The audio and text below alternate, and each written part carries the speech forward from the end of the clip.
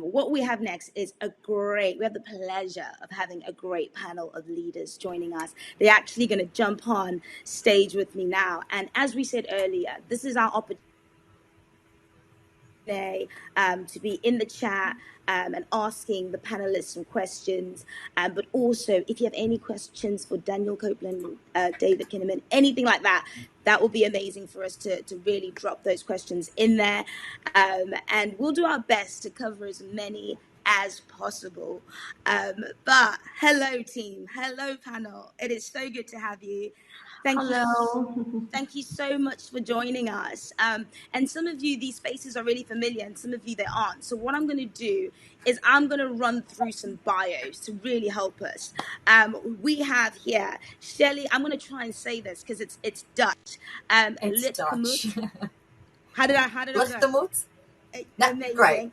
And Shelley has been in ministry vocationally for over 16 years in various roles, and now serves as a service pastor and youth pastor at City Life Church in Melbourne. Next, we have Lynette Go, and she's a member of the executive leadership team in Heart of God Church, and that's in Singapore. Is that correct, Lynette? Yes. Amazing. Singapore. And then we've got Dr. Sherry, who is the founder and director of Seva Bharat, and is the CEO there, and has been engaging with young people for the gospel for decades across India, which is amazing. We're so pleased to have you once again. And I just have one question to kick us off.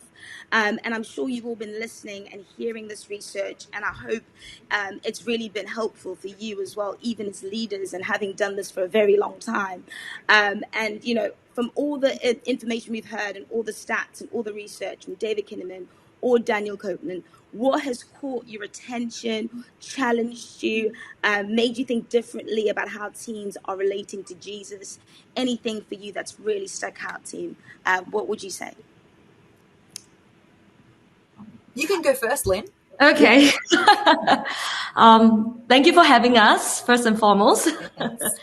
I think what really caught me was, really challenged me was that while 50% identify themselves as Jesus, only 22% are committed. So when I see such stats, I feel really challenged. I need to get the other 30%. and I got to reach out to the remaining 50%, but I got to get the 30% committed. And I think that's, it reminds me of this phrase that we got to tell the young people that we need them in our church. We want them.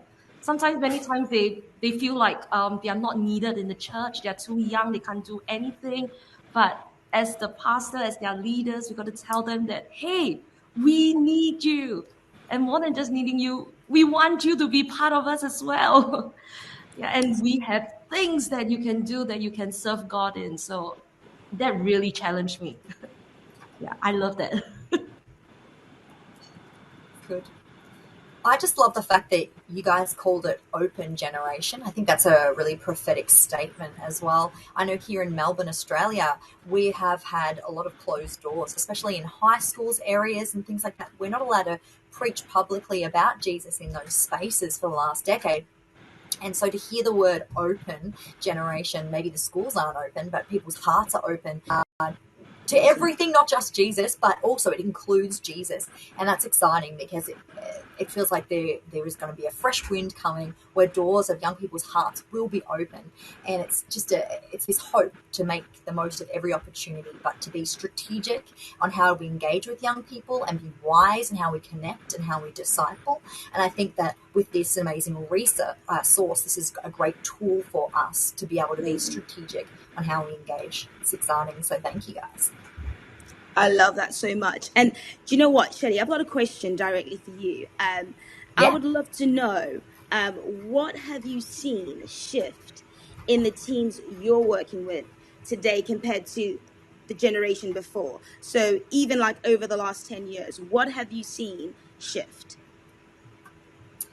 I think there's two things I would say. The first being the biblical literacy. And I know that there is stuff about young people wanting to engage with the Bible again, but people do have a little to no biblical background of who God is. And I think that a lot of people are getting their information about who Jesus is, other secondhand information from preachers or podcasts, which are really good. And Daniel even mentioned before about how they trust themselves as a reliable source of information about Jesus, which is good, but we also need to go back to the primary source. And so the last generation, I think that we could have said, in churches, we talked Christianese, using technical Christian terms that could sometimes confuse people with no church backgrounds. I think this generation doesn't talk Christianese, they talk feelinese. And it's like, I feel like God is. I feel like God would. I feel like God does. And it's actually just becomes, God then becomes, or Jesus becomes whoever they want God to be, or whatever suits their needs. That's not necessarily what the Bible says. And Christine Kane touched on this too, about how we actually need to know the real Jesus. We need to get back to reading the Bible for themselves. And so how can we as youth leaders, as people who are in this space, be able to point people back to the source? And I think the second thing also is the context of youth ministry. For us in Melbourne, especially for my church, has changed. And I do want to just acknowledge the fact that everyone's context is different. It'd be different even within churches within Melbourne, but around Asia specific too. But it used to be this, 2 fast songs, 2 slow songs, a 30-minute preach, some upfront messy games, and that could just cut it. But what we've actually seen is more people actually engage with our life groups or our small groups rather than a church service or rather than just a big event. And over the last decade, we have seen the attendance in our events drop while our life groups have grown. And it's all about, I think Daniel mentioned this before, that the commitment to community is so important. People want relationships, they want connection, and it's all about a sense of belonging and getting and not getting lost in a crowd. So genuine and authentic relationships are of high value. People like a sermon, but they want that ministry time, they want that experience. They have information, obviously digital natives, information at their fingertips, but that relationship, that genuine connection and that experience is just much, there's a higher value. So shifting how we engage with young people has been very important over the last 10 years. Incredible. And I love that term, feelinese. And just to feelinese. I love it. And just to basically back that up and really explore that a bit further. I feel because we have so much feelinese, I want to say that right. It's a great term, by the way. Lynette, how have you basically done discipleship with this generation? How do you move beyond just the teaching and the actual information for young people so they don't remain in the feelinese space, I guess? I think one of the, in terms of discipleship, I really like what Shelley said. I do agree that it's all about feelinese now.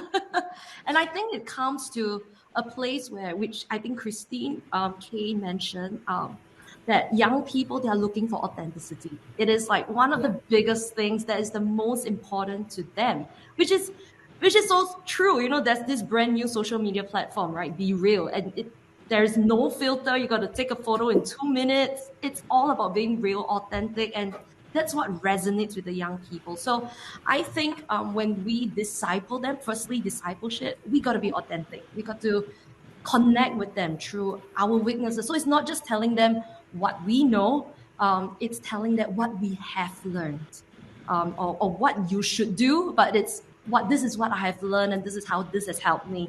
And I feel like that has gone it will go down so much better for this generation. And I think one thing as well about discipleship is that Jesus says in Acts chapter 1, in verse 1, it says, of all that Jesus begins both to do and teach. So doing and teaching, it is so important. It's the order of it. Doing and teaching. Sometimes people think that discipleship is a syllabus. It starts in the classroom, but it's not. It's when Jesus' way of discipling is he does it, and the disciples are there beside him, following and imbibing what he does.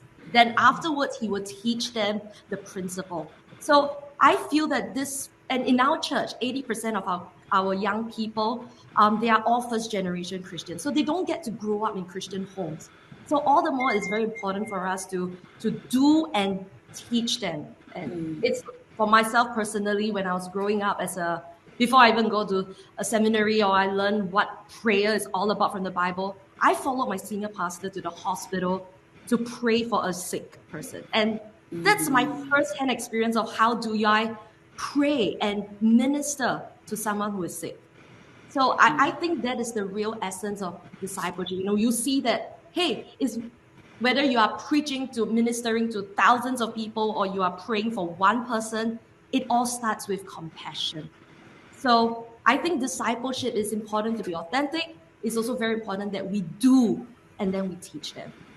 Incredible. And Christine really touched on this in terms of like Yes, how her definitely. teenagers are just watching her, and that's a real thing. Like as leaders, I guess young people are just watching us, and they definitely learning and picking up ways of living and being a Christian by just watching us. So it's really awesome, Lynette. Dr. Shiri, this one's for you. Why is it so important that we as the church are learning from and listening to this next generation? And what are you seeing with teens in India? Well, my perspective may be different from the cultural backgrounds that we have. A multicultural country, multi-religious country, with a population of 1.4 billion. Yeah, that population. And the church in India today is growing, number one. The church in India is now becoming more and more aware of the needs of the teens and young people. That is a fact. But the church, and in general, I'm telling you, in general, the church has not taken up the challenge, for this generation, this open generation, as to what their aspirations are, what they want to do. They are not able to understand, maybe because our pastoral leadership is becoming quite older, and new generation pastors are less. Maybe that is the cause for it. And Zonde, I know like at Alpha, uh, it's creating space, like Dr. Sherry was saying, and Lynette and Shelley, all of you. I kind of heard this common theme of let's dream big and let's believe the best about this generation. We also know that there's room for them to grow, and we need to make sure we create space to really listen to them so that we can guide them and disciple them. So, hey, I just want to say thank you, Shelley, Lynette, Dr. Sherry, for your great insights today. I wish we had more time. I know, Azande, I could speak for you. I wish we had more time just to kind of sit down. And I know there's a lot of wisdom, a lot of great passion, experience here, but we're out of time for this section. So Dr. Sherry, Lynette, Shelley, thank you so much for being here. And Thank you. Thank you. yeah, and continue your great work as you invest in this generation.